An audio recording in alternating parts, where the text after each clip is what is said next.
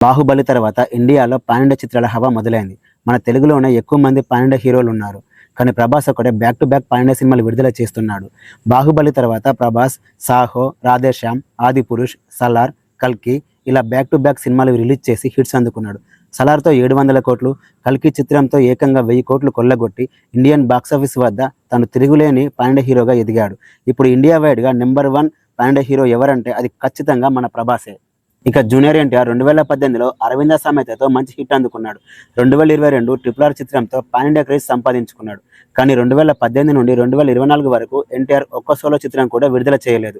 RRR తర్వాత వెంటనే ఒక్క చిత్రం విడుదల చేసిన ఎన్టీఆర్కి పాన్ ఇండియా లెవెల్లో మంచి క్రేజ్ వచ్చేది. ప్రస్తుతానికి దేవర చిత్రంతో బిజీగా ఉన్న ఎన్టీఆర్ ఆ చిత్రంపై భారీ అంచనాలే పెట్టుకున్నాడు. ఇప్పటికే విడుదలైన 2 పాటలు సూపర్ రెస్పాన్స్తో దూసుకెళ్తున్నాయి. దేవర చిత్రం పాన్ ఇండియా వైడ్గా రిలీజ్ అవుతుంది.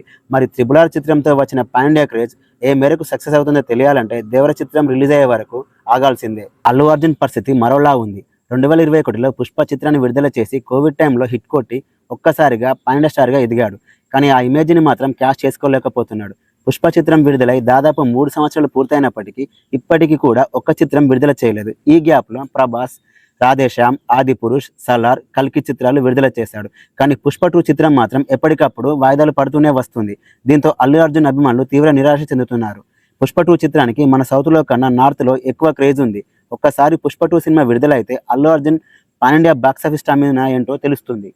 టాలీవుడ్ మరో pan Indian star Ram Charan 2019లో వినయ విధేయరామ చిత్రం తర్వాత సోలోగా ఒక్క సినిమా కూడా విడుదల చేయలేదు.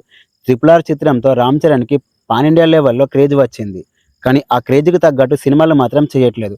మధ్యలో ఆచార్యతో భారీ డిజాస్టర్ అందుకున్నప్పటికీ అది RRRకి ముందు తీసిన cinema. Ram Charan pan India cinema కోసం మెగా అభిమానులు ఎంతగానో ఎదురు చూస్తున్నారు. శంకర్ దర్శకత్వంలో రామ్ చరణ్ గేమ్ చేంజర్ అనే పాన్ ఇండియా సినిమా తీస్తున్నాడు. ఇప్పటికే ఓ పాటను కూడా విడుదల చేశారు. ఇండియన్ 2తో శంకర్ కూడా భారీ డిజాస్టర్ అందుకున్నాడు. గేమ్ చేంజర్తో ఎలాగైనా కంబ్యాక్ ఇవ్వాలని చూస్తున్నాడు. దిల్ రాజు కూడా గేమ్ చేంజర్ సినిమాను భారీ ఎత్తున నిర్మిస్తున్నాడు. మరి గేమ్ చేంజర్ సినిమా ద్వారా శంకర్, రామ్ చరణ్ కంబ్యాక్ ఇస్తారో లేదో వేచి చూడాల్సిందే. ఇలా మన హీరోలు ప్రైమ్ టైంను పాన్ ఇండియా క్రేజ్ను క్యాష్ చేసుకోలేకపోతున్నారు. ఈ వీడియో కనుక నచ్చితే లైక్ చేయండి. దయచేసి మన ఛానల్ని సబ్స్క్రైబ్ చేసుకోండి. Thanks for watching.